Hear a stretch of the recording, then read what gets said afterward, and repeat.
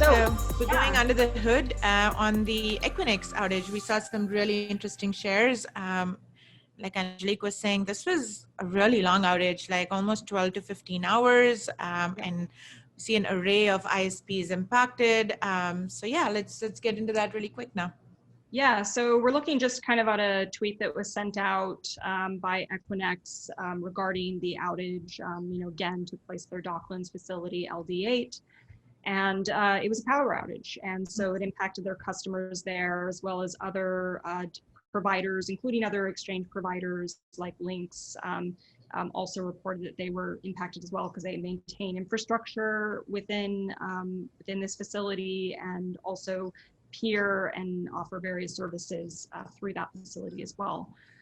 What's interesting is that at the time of the outage, so we're looking here kind of around 3:25 UTC, which would have been around 4:20 a.m. BST. Yeah. So this was basically at the start of the outage. We see, just simultaneously a number of different service providers, for example, TeliaNet, we see Cogent, NTT, and Level 3. And if we drop down into a little more detail on each one of these, we can see, for example, this is infrastructure that is in the UK, and the same with Cogent as well. So obviously they have a lot of infrastructure, and again, infrastructure within the UK is impacted.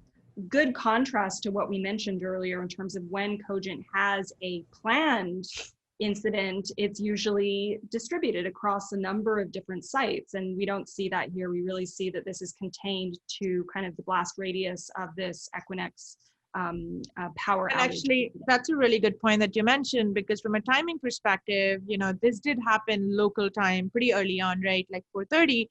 So what one could think that this is a maintenance window, another way to kind of, characterize that and kind of level set is it's not that distributed, right? Yeah, yeah. And it's also useful to kind of look at this incident within the context of like, what are their maintenance windows typically look like? When do they typically take place? And this doesn't look like that at all, just based on what we've seen with Cogent in the past. So having that context about even individual providers and what their typical operations look like is really useful. And then looking at NTT again, UK. What I really like about this snapshot, Angelique, is it shows kind of not just the breadth of the outages, but in one place you can see all the providers that are impacted, right? And that typically happens with like a colo like Equinix, and in a location like London, it's kind of that impact is like really widespread. Absolutely, yeah. And this is just one particular interval of time. We also picked up lots of kind of packet loss and an outage for British Telecom and other service providers as well. So not just the ones we're seeing here. But it's interesting because there were some of the customers of Equinix who reported that they were affected by this outage. It didn't look like every one of their customers was impacted the same way. Some of them lost connectivity to their infrastructure across the board, and then others just some of their racks, for example.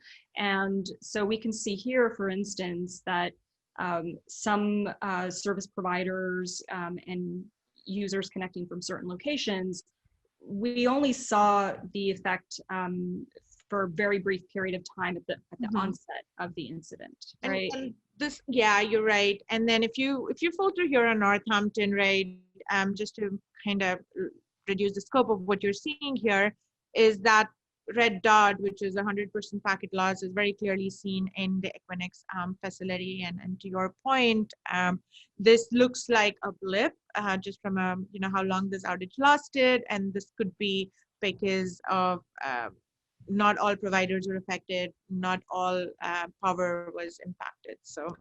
Right, and it may also be that some of the providers were able to recover from having that particular facility go down. And that's also something interesting to kind of bear in mind if you're an enterprise and you see that certain service providers are maybe more resilient in the face of, say, a kind of a peering connection going down. That might be something also to consider. when you kind of manage and evaluate your vendors. And then from a backup perspective, right, not just from like where you're located, you're having redundancy, but even from a power backup perspective, the ones who were really affected were really unfortunately unlucky because they lost both the primary and the backup, right? So that's why the recovery took long. I think this is an example where actually you see the impact for that 12 hours. Well, it's also interesting too, because I think that brings up a question of what is resiliency, and you know, in talking to your providers, because it sounded like, based on some of the statements of their customers, I think it was GigaNet that put out a statement.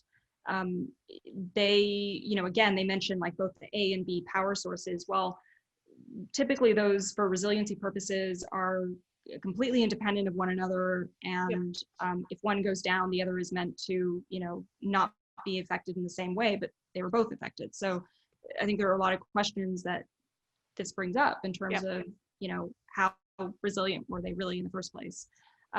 So this was interesting because we also saw, you know, again, across a broad set of providers, level 3, Cogent and others, that the outage was very prolonged. So contrast to that little blip where some users were only impacted for a little while, we see here starting at, you know, around 3:25 UTC, which is 4:25 British Standard Time, which is exactly at the start of the outage. So there's a really nice marker here.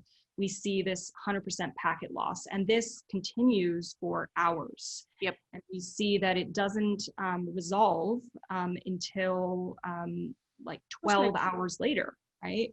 So that is really interesting that it was that prolonged for some providers, for some users connecting through that service.